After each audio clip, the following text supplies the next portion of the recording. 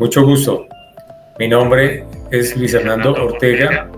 Soy médico cirujano de la Universidad Nacional de Colombia.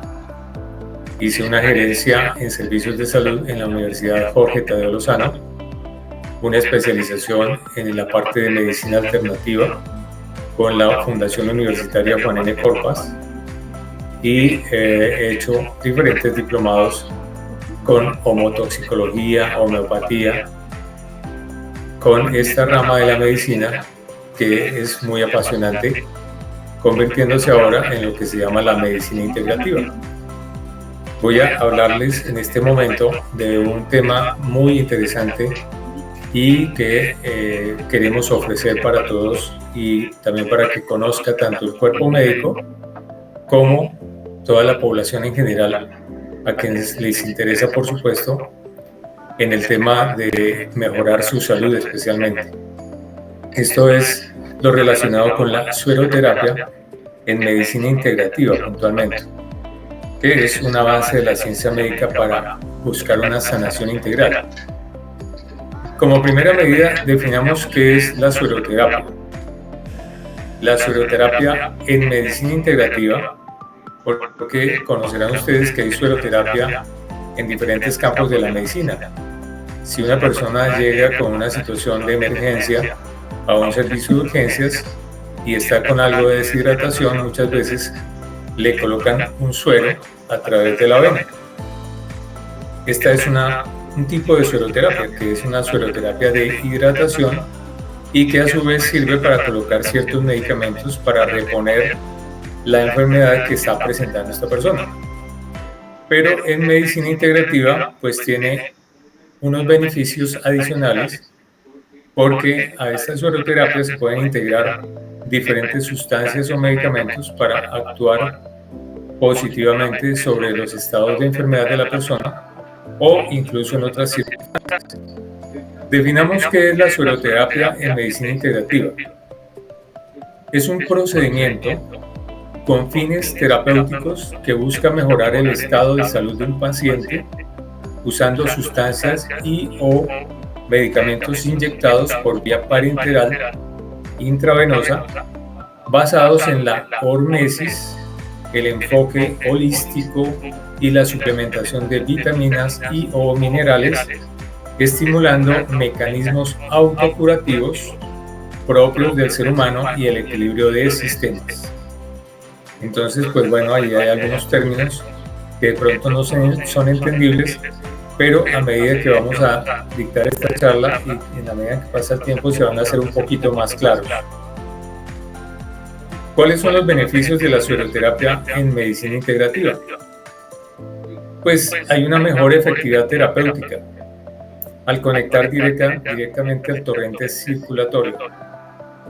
Los efectos secundarios son mínimos. Hay pocas contraindicaciones, la verdad, porque pues los medicamentos favorecen, como ustedes se van a dar cuenta, que haya pocos efectos secundarios y realmente no está contraindicado en la mayoría de enfermedades. Logra cubrir diferentes sistemas, diferentes síntomas y deficiencias en un solo tiempo. Es un complemento ideal para cualquier otro tipo de tratamiento instaurado desde la medicina alopática o la medicina alternativa. Hay que tener algunas precauciones con la aplicación de la sueroterapia. Idealmente, es decir, debe ser así, formulada por profesionales médicos capacitados en el tema. En segundo lugar, también debe ser aplicada o por médicos o por personal de salud idóneo, entrenados en esta modalidad de tratamiento. El tratamiento debe ser individualizado. ¿Por qué? Se debe optimizar el resultado de la terapia porque hay que detectar situaciones particulares en cada paciente para realizar los ajustes correspondientes en cuanto a selección, volumen y dosis de los medicamentos. Hay muchas indicaciones de la sueroterapia en medicina integrativa. Esta se ha convertido en una herramienta terapéutica ideal para múltiples enfermedades, incluso para pacientes que sin una enfermedad específica desean restablecer su energía y revitalizarse, teniendo en cuenta el desgaste físico y mental por las exigencias del trabajo diario, el estudio o la actividad rutinaria intensa. Las indicaciones entonces serían muchas, pero vamos a colocar de pronto las más relevantes. Hay unos temas que manejamos los médicos especializados en esta área, que es la detoxificación. Esa detoxificación pues no se entiende mucho en la medicina convencional, no lo tenemos muy claro, pero básicamente es reforzar todos esos mecanismos emuntoriales, drenadores, detoxificantes, por ejemplo, de órganos como el hígado, órganos como el riñón, órganos como el aparato digestivo, órganos como el sistema linfático. Entonces existen medicamentos que por su origen, por su composición, pueden ayudar a drenar de toxinas algunos órganos y facilitar que se drenen adecuadamente. También se puede utilizar para buscar equilibrio del sistema inmunológico. Debe tener una acción importante en enfermedades infecciosas, autoinmunes y alérgicas en las que generalmente hay un desequilibrio de este sistema. Para el tema de revitalización, porque reactiva mecanismos energéticos, enfermedades degenerativas, las artropatías, la arteriosclerosis y muchas otras, sistema nervioso central que se afecta por enfermedades degenerativas, también está indicada. Trastornos psicosomáticos, en el cáncer, es un coadyuvante extraordinario para temas de cáncer en personas que puedan estar en quimioterapia, pueden estar en radioterapia, en diferentes estadios de avance de diferentes tumores, y esta sueroterapia puede ayudar en algunos mecanismos restauradores de la salud.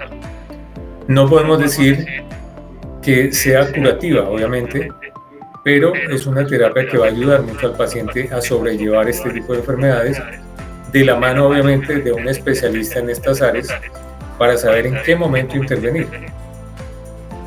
También sirve en regulación metabólica, temas de hígado graso, síndrome metabólico, temas de obesidad, diabetes. Entonces hay que tener en cuenta en este tipo de patologías. En trastornos digestivos, en trastornos neurocognitivos. Y es muy sencillo, la forma de administración de la sueroterapia básicamente se requiere una sala de procedimientos, obviamente asepsia, antisepsia, una camilla para tener el paciente cómodo.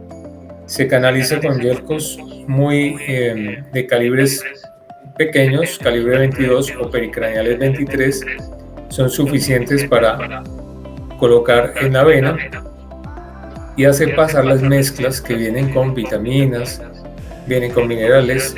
Las mezclas se utiliza solución salina, se utiliza lactato de Ringer. Son volúmenes relativamente pequeños.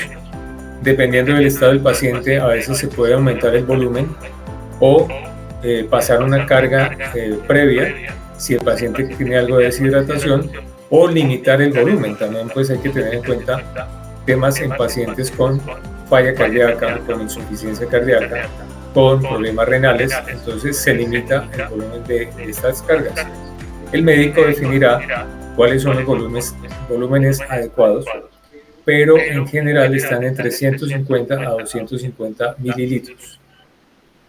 Posteriormente se pasa a la mezcla de medicamentos bioreguladores, que son medicamentos basados en homotoxicología o medicina bioreguladora de sistemas. Estos medicamentos ahorita vamos a entender un poquito de qué se tratan a medida que avanzamos en la charla. Y estos se pasan en unos volúmenes pequeños de solución salina, que son volúmenes de entre 10 a 20 mililitros en un lapso de 5 a 10 minutos. Entonces pasemos a un tema básico que tenemos que entender para entender por qué la sueroterapia en medicina integrativa tiene unos conceptos al utilizar unos medicamentos, o debe tener unos conceptos que aclaran por qué utilizamos ciertos medicamentos. Tenemos que entender qué es la homeopatía clásica, y es un área interesante de la medicina alternativa, en la que algo de historia nos puede decir que existía el gran médico que nosotros todos conocemos, que por historia sabemos que era Hipócrates, por allá en los siglos tercero y cuarto antes de Cristo, hacia el 460 entre 377, que fue cuando él nace y muere, y da dos principios importantísimos. Uno es el principio de los contrarios y otro es el principio de los semejantes.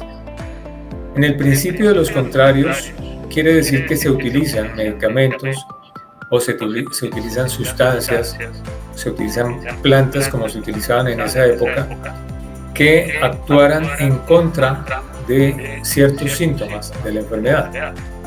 Hoy en día un ejemplo claro podemos darlo con un antibiótico.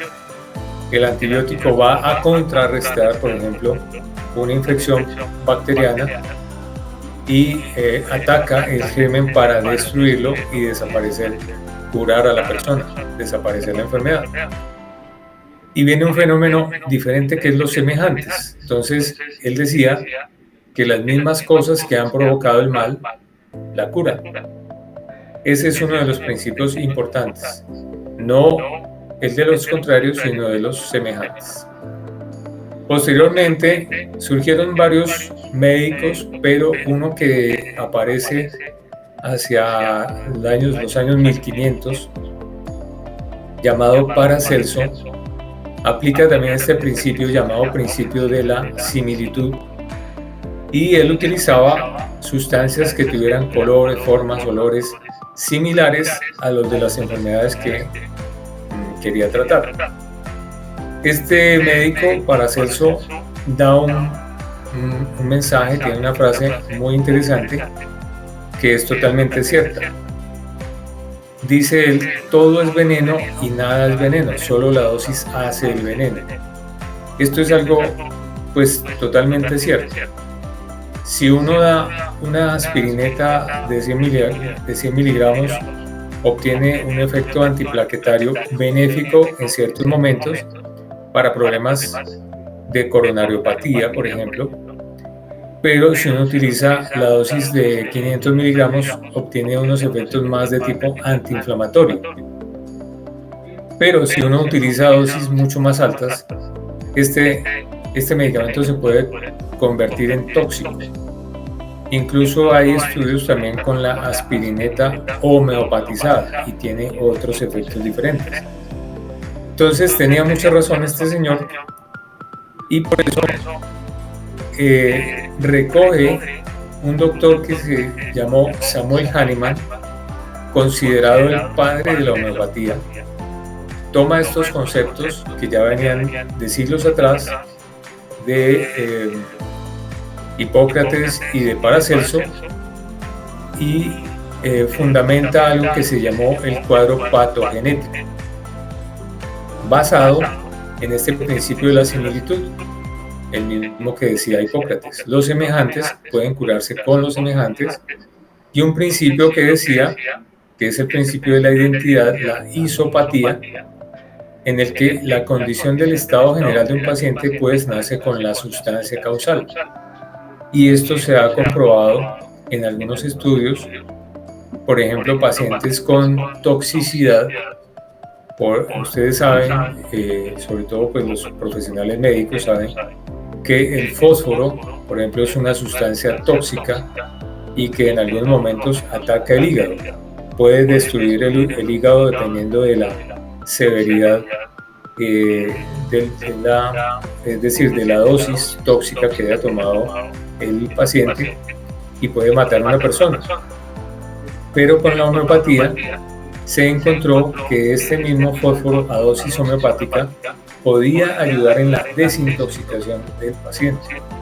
Este es el principio de la identidad.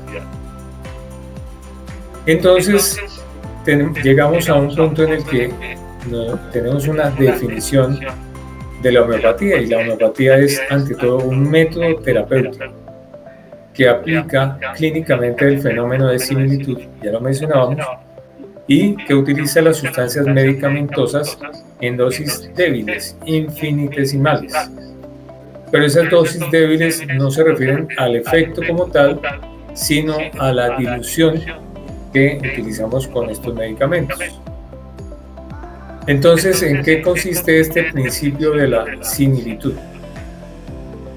Lo que hacía Hahnemann era, en su teoría, definir que en una persona sana, al utilizar un medicamento homeopático sin diluir, es decir, a una dosis no diluida, es decir, algo que está como tal presente en la naturaleza, es decir, por ejemplo, una planta, algún mineral, en algún momento se utiliza con esa persona sana y esa persona se enferma.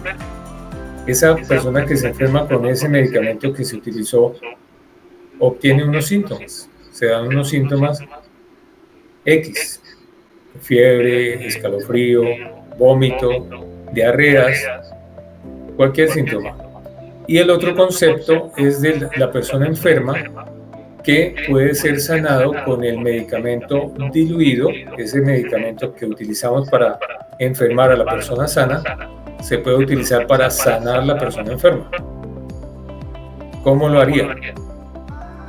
Entonces, el juego de Hahnemann es hacer coincidir esos dos cuadros reaccionales, el del enfermo con un cuadro clínico completo y el generado por la sustancia, que ya lo veíamos. La sustancia que genera un cuadro parecido a la enfermedad que tiene el paciente es la sustancia que debemos escoger para buscar sanar a ese paciente. Entonces, la historia nos dice que Hahnemann llegó a esta conclusión en algún momento cuando estaba haciendo una traducción de un libro de un señor escocés llamado William Cullen, que tenía un manual terapéutico y hablaba de un medicamento que se sacaba de la corteza de la cinchona. Esa corteza de la cinchona, en términos científicos, se llama la China officinalis, y de pronto algunos recuerdan que ese medicamento es el que se utilizaba en alguna época para tratar a los pacientes con malaria. Y encontró que esa corteza de ese árbol producía síntomas muy similares a los producidos por la malaria. Y él decide hacer una cosa pues bastante que no se vería en estos momentos, y es experimentarla en él mismo. Él experimenta esa corteza y empieza a tomarla y empieza a comprobar que sí producía sus síntomas, producía fiebres, producía escalofríos, sudoración, y nace la homeopatía. Aquí les presento uno de los libros que se llama La materia médica homeopática, que es las personas que utilizamos la homeopatía, es un recurso totalmente vital para poder estudiarla. Esa materia médica concentra la mayoría de las sustancias que se homeopatizan normalmente en el mundo entero. Entonces aquí saqué un extracto, una página de esta materia médica donde aparece este medicamento que yo les he mencionado, que fue el que utilizó Hahnemann, que se llama la China, y se utilizaba en las zonas de malaria para tratar estos pacientes que yo les mencionaba. Muchos de ellos se lograron curar. No era el medicamento 100% favorable en todos los casos, pero ayudó en muchos casos a mejorarlos. Y miremos cómo se describe específicamente por áreas, por ejemplo, aquí vemos la parte de los mentales, cómo describe exactamente en un primer punto esas tres cruces. Indican que esos síntomas son bastante importantes y son muy frecuentes, muy potentes en el paciente. Voy a leer solamente el primer punto. Dice: está cansado y aburrido de la vida, se siente muy desafortunado y piensa que nada vale la pena, tiene deseos de morir, hay una fuerte tendencia suicida, a tirarse por una ventana, pero le falta valor para llevarlo a cabo, porque al mismo tiempo tiene miedo a morir. Describe al detalle todo lo que la persona sometida al efecto de la china puede sentir de manera mentalmente. Entonces, esa descripción se hace con algo que es la experimentación pura. Entonces, lo que Hahnemann empezó a realizar fue esa experimentación en diferentes pacientes, dándoles diferentes dosis de estos medicamentos. Los pacientes llenaban una forma en donde explicaban exactamente qué era lo que estaban presentando, y él, después de hacer eso, reúne esa información y rescata exactamente, muy detalladamente, qué era lo que estaba presentando cada persona. Eso en cuanto a la materia médica, que es el compendio de la mayoría de los medicamentos que se homeopatizan. Y ahora vemos otra herramienta que tienen los homeópatas, que se llama el método de la repertorización homeopática. Y este es el repertorio de Kent, que es tal vez el más utilizado en el mundo, en donde vamos a ver algunos temas. Yo aquí, a propósito, saqué una página del repertorio y concentrémonos en la parte donde dice suicidio. Entonces, en el suicidio dice, en el párrafo de la derecha, dice cólera que impulsa al suicidio. Dice abajo coraje pero carece de. Y vemos cómo la china es un medicamento que aparece ahí en mayúsculas. Eso quiere decir que la china es un medicamento muy importante en ese síntoma, y ya lo veíamos descrito en la materia médica. Espero les haya quedado claro un poquito, pero básicamente es como para darles a entender en qué consiste la homeopatía, la similitud y la experimentación pura en este tipo de terapias. ¿Cómo se realiza un medicamento? Más o menos a grandes rasgos se describe. Vemos en el tubito número 1 que hay una sustancia X. Esa sustancia se llama la tintura madre, porque es lo que recién se saca de la planta, es un macerado de la planta, y a partir de ese macerado de la planta se empieza a diluir en diferentes tubitos, como ustedes los ven, el 2, el 3, 4, hasta el 6 tenemos en esta gráfica, y cada tubito se le saca una partecita, en este caso el 10% del contenido, y se le pasa al siguiente tubo. Del segundo tubo se saca otro 10% y se pasa al tercer tubo. Y así sucesivamente. ¿Qué es lo que sucede? Que llega un momento en que la sustancia, el químico o lo que sea, desaparece como tal. Recuerden que existe una posibilidad de 1 por 10 a la menos 23, que es el número de Avogadro, en el que la física cuántica dice que la materia nunca desaparece, pero se supone que este es el tamaño límite. Cuando pasa de ahí, se supone que ya no hay materia. Entonces, aquí en la gráfica aparece el porcentaje de la sustancia que hay en cada tubo, y ese porcentaje va disminuyendo hasta que prácticamente desaparece la sustancia. O sea que el medicamento homeopático básicamente es un medicamento energético, que no va desapareciendo la materia como tal. Y entonces nos interrogamos, pero nos decimos, ¿cómo es posible que un medicamento homeopático actúe si tiene unas dosis tan infinitesimales y que en algún momento pues puede desaparecer la sustancia? ¿Cómo es posible que esto actúe? Pues miremos los componentes de algunas hormonas en el cuerpo. Aquí vemos, por ejemplo, en qué concentración se encuentra, por ejemplo, el estradiol en un ser humano. Está entre los 27 y los 161 picogramos por mililitro.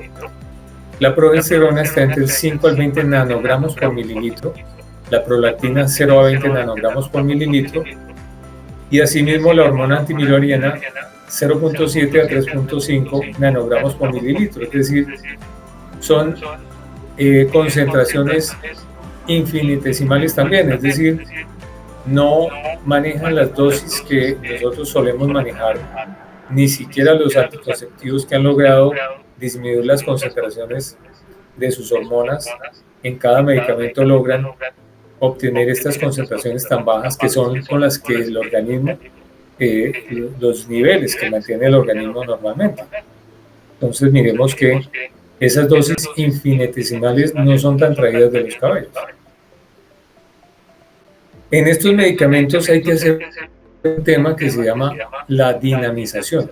Eso es supremamente importante y se trata de hacer una agitación intensa que se le llama sucusión activada y que Hahnemann consideraba que eso era lo que generaba la energía vital de cada medicamento y que en esas diluciones cada vez sucesivas que ya vimos que se hacían en esos tubitos incrementaban la potencia del remedio.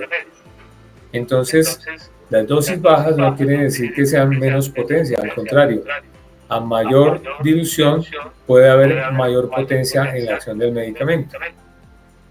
Hoy en día se utilizan estos aparatos que con la tecnología realizan esa dinamización de los medicamentos que antes se realizaban manualmente. Entonces, esto es un ejemplo del avance de la tecnología en el tema de la homeopatía. La homeopatía tiene estudios, sí señores. La homeopatía no es algo, una materia empírica, no es algo que se haya inventado o que se esté utilizando como esotéricamente, que a veces creen las personas. En esta revisión de PubMed de agosto del 2020, hay 5.962 artículos publicados, más de 1.000 ensayos clínicos, más de 1.000 ensayos clínicos aleatorizados, más de 1.140 metaanálisis. Es decir, todo esto se está revisando, se está haciendo investigación permanentemente.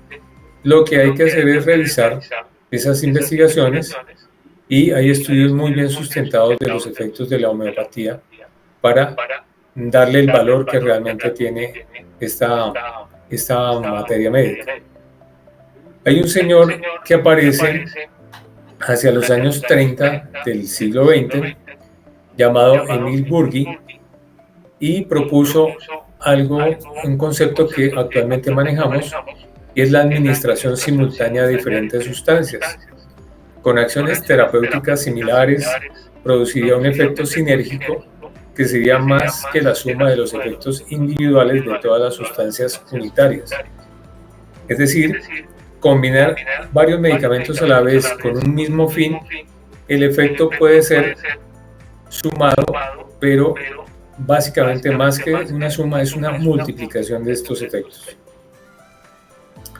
Y surge entonces algo muy importante que es lo que vamos a utilizar con los medicamentos en la sueroterapia, que es la medicina anti-homotóxica o también se llama homotoxicología.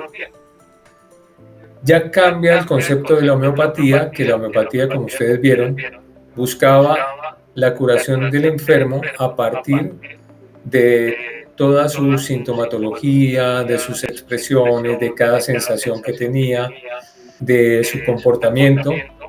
Ahora, esta medicina de homotoxicología se va más en función de la indicación, o sea, más hacia el tema de la alopatía. Ya lo veremos por qué. Es una mezcla de sustancias en potencias, es decir, utiliza los beneficios de la homeopatía o los principios de la homeopatía a dosis bajas o a dosis medias.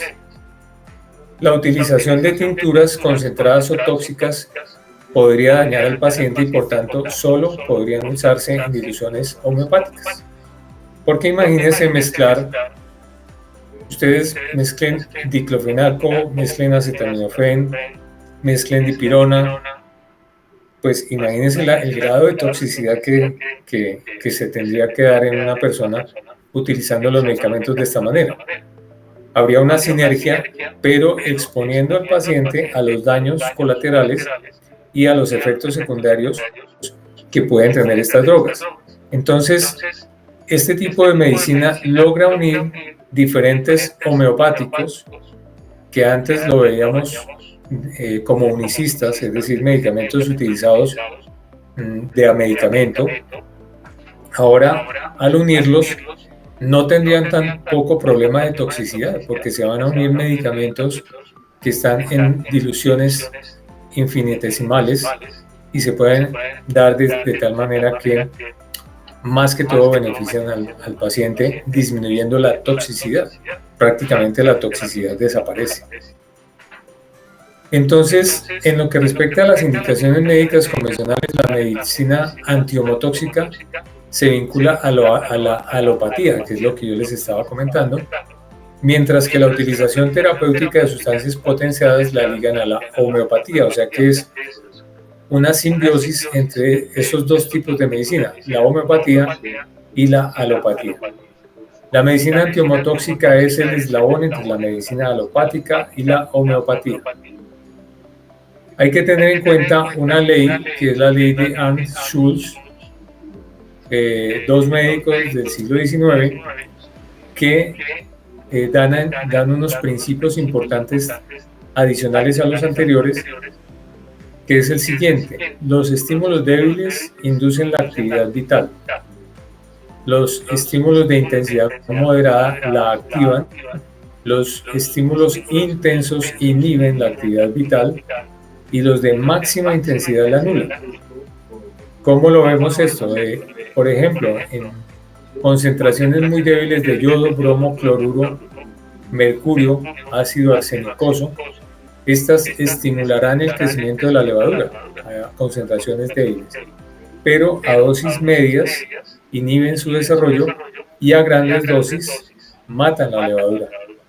Este es el concepto que yo les mencionaba inicialmente, que es la hormesis en el concepto de sueroterapia. Viene un doctor importantísimo porque es el que recoge todos estos conceptos homeopáticos, de homotoxicología, de hormesis, y hacia el año 1952 formula este siguiente principio. Este principio se basa en que todos aquellos procesos, síndromes y manifestaciones que conocemos como enfermedades son la expresión de la lucha del organismo contra las toxinas y de su intención de neutralizarlas y excretarlas. El organismo ganará o perderá esta lucha. Esos procesos que denominamos enfermedades son siempre procesos biológicos, es decir, procesos teleológicos naturales que sirven para la defensa contra las toxinas y la detoxificación. Entonces, en este concepto vemos varias cosas. Él da como concepto que la enfermedad no es solamente que algo le ocasiona daño a un paciente, sino también la respuesta que tiene el paciente a ese daño o a esa toxina que quiere generar el daño. Y eso es muy cierto. Una toxina, ¿qué puede ser? Una mala alimentación, la mala alimentación en la que estamos acostumbrados a consumir excesos de azúcares, excesos de grasas, de fritos, una baja alimentación con verduras, con hortalizas, con fibra, y esto va enfermando a la persona progresivamente. Entonces, el concepto que tiene el doctor Rekebeck es muy interesante porque da a entender todo lo que nuestro organismo está recibiendo, no solamente cosas evidentes, ¿no?, como la contaminación ambiental, como los fungicidas, como los insecticidas, sino la misma nutrición que estamos realizando nosotros nos está enfermando. Y aquí vemos un esquema en el que explica lo que comentábamos antes. Entonces está la medicina convencional, está la homeopatía y la medicina antihomotóxica. Entonces, estas flechas Hay una en la que, dependiendo de la concentración que está en la línea horizontal, en la medida en que la concentración del medicamento va aumentando, vamos llegando al tema de la medicina convencional que utilizamos, pues ya ustedes saben, medicamentos de todo orden, y sabemos que en la medida en que esas dosis van aumentando, llegamos a unas concentraciones de toxicidad que incluso pueden llevar a la muerte de una persona. Ustedes saben que hasta el acetaminofén puede matar a una persona en dosis elevadas de más de 9 a 10 gramos. Y el efecto contrario, cuando la concentración se va disminuyendo progresivamente, como en la homeopatía, el efecto también va aumentando, pero llega un momento en que se cruzan las dos y ahí es donde aparece la medicina antihomotóxica. Entonces, para que ustedes tengan en cuenta esta gráfica, los puede orientar mucho para entender un poquito más el tema. También surge un modo de entender la enfermedad diferente a como la entendemos actualmente a través de la medicina convencional. Entonces, la enfermedad tiene, para el doctor Rekebeck, tiene 3 fases. Una fase humoral, una fase matricial, o fases de matriz, y hay una fase celular. Estas fases de la enfermedad, en cuanto a la fase humoral, es la que se presenta generalmente al principio de toda enfermedad. Demos como ejemplo una gripa. En principio, en una gripa, ¿qué es lo que sucede? Hay un flujo nasal, una rinorrea, que es lo que conocemos los médicos, tos, puede haber, con secreciones a veces, y esa fase es una fase de excreción. También puede haber una fase de inflamación, que son fases iniciales, en las que puede haber dolor de garganta por inflamación de la garganta, dolor de oído, se inflaman las vías respiratorias, y esas fases generalmente son fases humorales que ceden fácilmente en el tiempo, entonces se resuelven de manera incluso autónomamente, ¿no? El organismo las va resolviendo él solito con sus propias defensas. Y pasamos a una fase de matriz en los que la enfermedad avanza un poco más. Ya se llaman fases de deposición y fase de impregnación. En la fase de deposición ya se va quedando toxinas, se van quedando desechos en las redes, las diferentes redes que tenemos en el organismo, redes de matriz extracelular. Ahí se van quedando esos depósitos progresivamente, que en algún momento puede que no estén molestando, pero en la medida en que se van llenando esos depósitos, se va generando mayor enfermedad y llega un problema grande que es la fase de impregnación. Esa fase de impregnación es cuando esas moléculas, esas toxinas, se quedan adheridas definitivamente a esas redes y ya es difícil eliminarlas. Entonces fíjense que en esa mitad hay un corte biológico que es el que señala la diferencia entre unas fases que son resolutivas, que es a lo que se refiere la bicariación regresiva, y unas fases ya más avanzadas de la enfermedad que se llama bicariación progresiva, donde es más difícil echar para atrás la enfermedad. Y terminamos en fases celulares, que es cuando ya hay fases de degeneración, fases de desdiferenciación, que nos llevan a temas de enfermedades avanzadas en todo sentido. Artrosis, arteriosclerosis, enfermedades autoinmunes, las fases de diferenciación. Por ejemplo, tendremos ya los tumores, el cáncer. Es una fase avanzada de desdiferenciación en la que las células están completamente alteradas y enfermas. En la terapia antihomotóxica hay un círculo muy interesante que es importante tener en cuenta. No voy a profundizar mucho porque el tema da para más, pero me voy a enfocar básicamente en la primera parte, que es la reacción de asistencia inmunológica, en la que se utilizan esas potencias bajas y medias que dan esa reacción de asistencia inmunológica. Lo voy a mostrar. Termino de mostrarles el cuadro. Hay otra potencias más altas, medias y altas, existen unos catalizadores y cofactores de todos estos productos que nosotros utilizamos como medicamentos homotóxicos, que ya se los he explicado.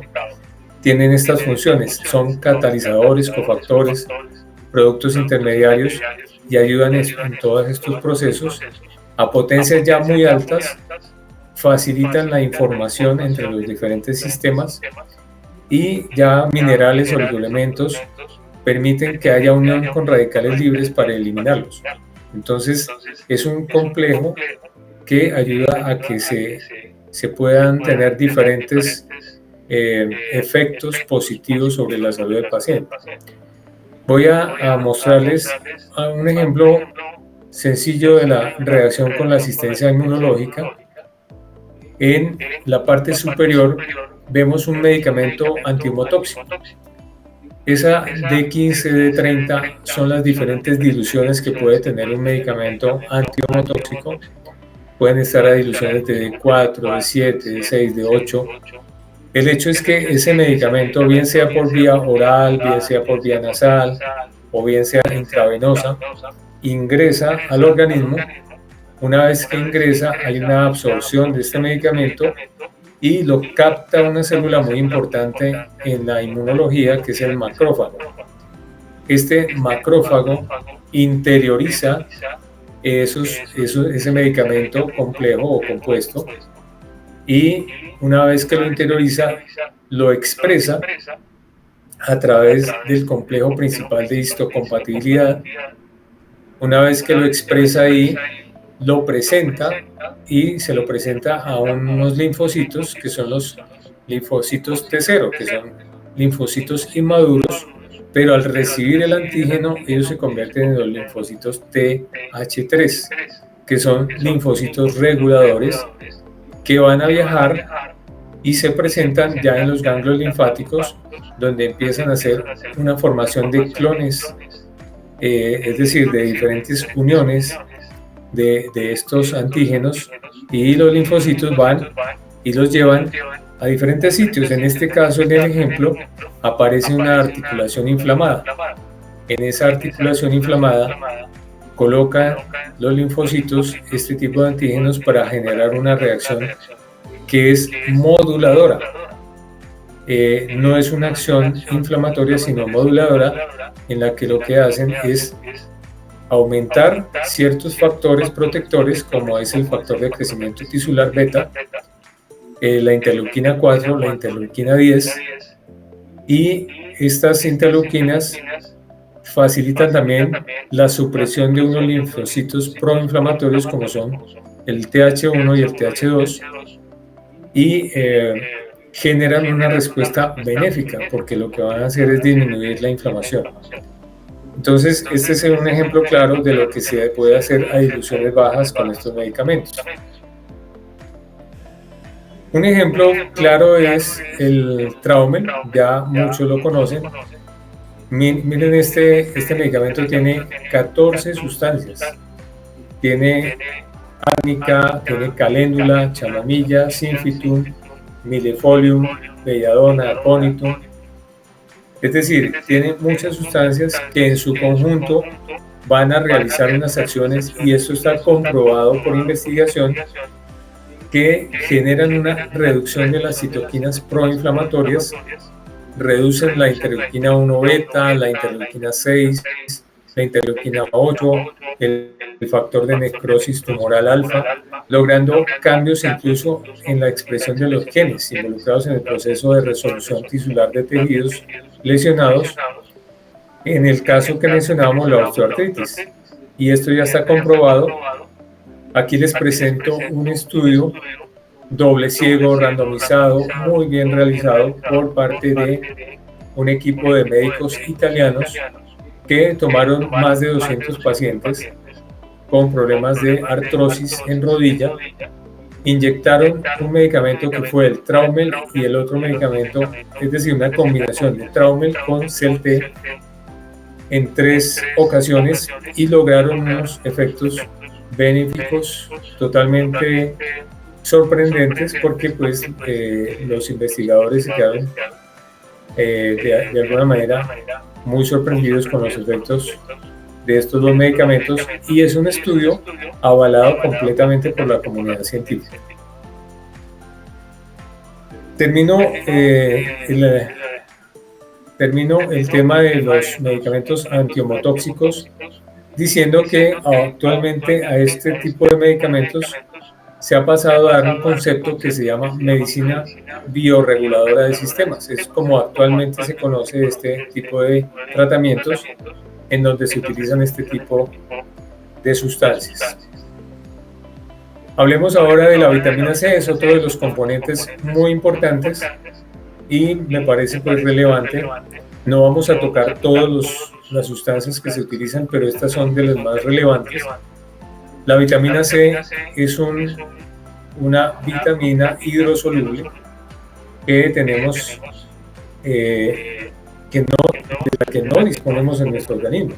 Es una vitamina que tenemos que estar consumiendo permanentemente porque no tiene depósitos en el organismo y no tenemos, como dice aquí en este momento la gráfica, dice que hay un defecto enzimático de una enzima que se llama la L-gluconolactona esencial, y sin esta enzima no podemos convertir el azúcar en vitamina C.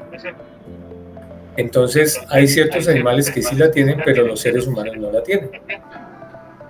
Tenemos que mirar entonces un concepto importante que es el estrés oxidativo, que es todas esas situaciones en las que se aumenta la producción de unas sustancias que son los radicales libres, y estos radicales libres son los que van a enfermar a las personas, van a generar mucho tipo de enfermedades que, como vimos, en algún momento pueden llegar a fases de degeneración y fases en los diferentes sistemas.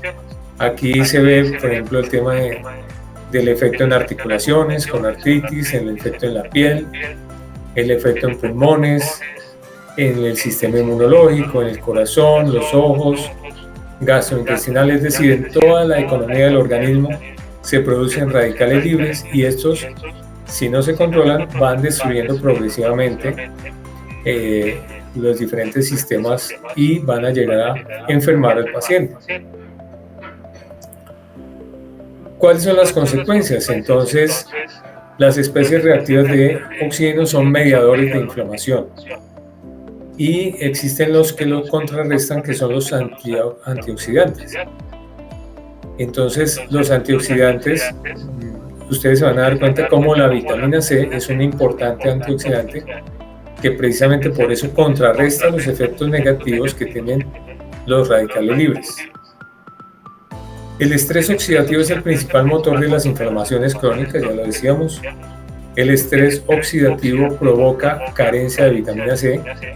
Entonces, nosotros, en la medida en que no consumamos vitamina C, vamos a tener un mayor estrés oxidativo, porque no hay nada que contrarreste los efectos de estos radicales libres. La vitamina C, de forma parenteral y en altas dosis, actúa de forma antiinflamatoria. Aquí vemos unas concentraciones del ácido ascórbico en diferentes tipos de personas y en diferentes tipos de enfermedades.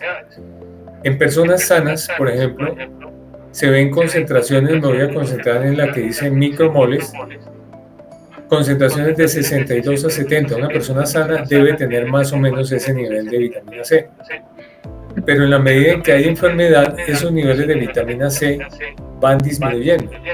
Miremos, por ejemplo, más abajo, un paciente en unidad de cuidado intensivo puede tener unos niveles de 11 micromoles por mililitro, comparando con una persona normal, una persona sana, que tenía niveles de 62 a 70. En este paciente enfermo de cuidado intensivo tenemos 11, o sea, la depresión es 4 veces menor a la que debe tener una persona normal, y así en los diferentes tipos de enfermedades. En neumonía, por ejemplo, ahí está un nivel de 30. En tumores avanzados está por debajo de 11. Entonces, fácilmente se depletan los niveles de vitamina C con las enfermedades. Por eso, es importante suplementar la vitamina C. La vitamina C es un potente agente reductor, ya lo decíamos, que significa que dona electrones fácilmente a las moléculas receptoras. Al donar los electrones, lo que hace es reducir las sustancias negativas que están haciendo el daño dentro de la economía del organismo. La vitamina C tiene dos funciones principales. Es como antioxidante y la otra es como un cofactor enzimático. Protege moléculas indispensables para el cuerpo como las proteínas, protege los lípidos, los carbohidratos, protege el ácido nucleico, componente vital de la parte genética, el daño causado por radicales libres y las especies reactivas de oxígeno. ¿Cuáles son las funciones e indicaciones de la vitamina C? Participa en el reciclado de la reacción redox de otros antioxidantes importantes. Por ejemplo, regenera la vitamina E, es decir, la vitamina E, cuando está en su forma oxidada, la vitamina C lo que hace es reducirla y recuperar de alguna forma esos niveles de vitamina E que se han perdido, supremamente importante. Estimula la función y la producción de leucocitos, protección de células leucocitarias del daño oxidativo, protección en osteopenia, osteoporosis, enfermedades respiratorias, alérgicas, inflamatorias, en el asma, enfermedades cardiovasculares, enfermedades infecciosas crónicas, supremamente importante en la cicatrización porque es un componente vital para restaurar el colágeno y para la producción de colágeno y que funcione adecuadamente. Pacientes sometidos a cirugías, traumatismos, hemodiálisis, pacientes incluso con enfermedades psicológicas y neurodegenerativas, pacientes con depresión, baja tolerancia al estrés, el problema de la enfermedad de Burnout y síndrome de fatiga crónica que estamos sufriendo actualmente hasta los mismos médicos, en cáncer y por supuesto cuando hay deficiencias de vitamina C, que muchos podemos tener esas deficiencias. Como cofactor, entonces ayuda con las monooxigenasas, las dioxigenasas, aquí a grandes rasgos, vemos cómo ayuda en la producción y la biosíntesis de noradrenalina, como dioxigenasas en la hidroxilación del colágeno, es decir, en la producción de colágeno. Y pues llegamos a algunas precauciones que debemos tener con el uso de vitamina C a dosis altas. Como todos sabemos, no todo es inocuo y no todo se puede utilizar desprevenidamente, sino que tener ciertas condiciones. Entonces, importantísimo establecer en las personas que no tengan una deficiencia de la glucosa 6-fosfato deshidrogenasa, que es una enzima que si hay deficiencia, la vitamina C puede causar un tema de hemólisis bastante severo dependiendo del grado de manifestación de la glucosa 6-fosfato deshidrogenasa, que está ligada al cromosoma X. También tener precaución. Actualmente vemos que no hay estudios que lo están controvirtiendo de que en urolitiasis de tipo oxalato se puede utilizar la vitamina C. Algunos estudios dicen que no, otros dicen que no hay problema, pero pues eso hay que revisarlo y hay que tener precauciones. Por eso pues el médico que esté encargado de la soroterapia lo determinará. Y también tener en cuenta alteraciones en el almacenamiento del hierro. Si hay talasemias, antecedentes de anemia sideroblástica, antecedentes de hemocromatosis, el embarazo y la lactancia son contraindicaciones. Interacciones medicamentosas, ¿no? Con algunos productos utilizados en quimioterapia, algunos antibióticos hay que tenerlos en cuenta. Es decir, hay varias sustancias con las que hay que tener precaución. Entonces, es parte de la evaluación que se debe tener con cada paciente. Como lo decía al principio, es una evaluación individualizada y un tratamiento para cada paciente en particular. La biodisponibilidad de la vitamina C, para que ustedes vean un poquito la diferencia. Cuando se consume la vitamina C oral, hay una diferencia grande a la dosis que se obtiene con vitamina C intravenosa. Por eso está justificado utilización de vitamina C en sueroterapia, porque en dosis orales, con dosis por ejemplo de 3 gramos, la concentración plasmática máxima alcanza a ser de 206 microgramos por litro. Y con 3 gramos por vía oral cada 4 horas, o sea, tomar 3 gramos cada 4 horas, que nadie lo va a hacer, el máximo de concentración plasmática es de 220 micromoles por litro. Es decir, ya después de cierto nivel no se justifica tomar más dosis vía oral, pero miren la diferencia con la administración intravenosa. Cuando se aplica 3 gramos de vitamina C intravenosa, se pueden lograr niveles de 1760 micromoles por litro con solo dosis de 3 gramos. Si se utiliza dosis de 5 gramos, la concentración se puede subir a 2870 micromoles por litro. Con dosis de 10 gramos, 5580 micromoles por litro. Con dosis de 50 gramos, 13350. Con dosis de 100 gramos, 15380. Es decir, se puede obtener 25, 30, 40, 50 veces mayor concentración de vitamina C por vía intravenosa, y realmente no es que haya una toxicidad importante. Actualmente se considera que a más de 20, 25 gramos no utilizar la vitamina C, pero se han llegado a utilizar dosis más altas en temas de cáncer en algunos estudios de investigación, sin ningún problema. El tema es que la vitamina C no se acumula, la vitamina C se elimina, el riñón es capaz de eliminar la vitamina C completamente y se elimina rápidamente, en 24 horas ya la persona ha eliminado la mayoría de la vitamina C. Entonces, da una tranquilidad para su aplicación. Entonces, básicamente eso era lo que quería dejarles,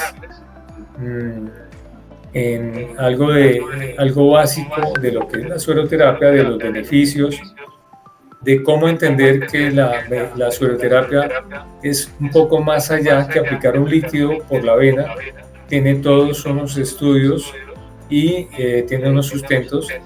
Entonces, formando parte de este gran grupo, esta gran institución que es Electrofisiatría, ponemos a su disposición la aplicación de esta terapéutica que puede beneficiar a muchos de nuestros pacientes.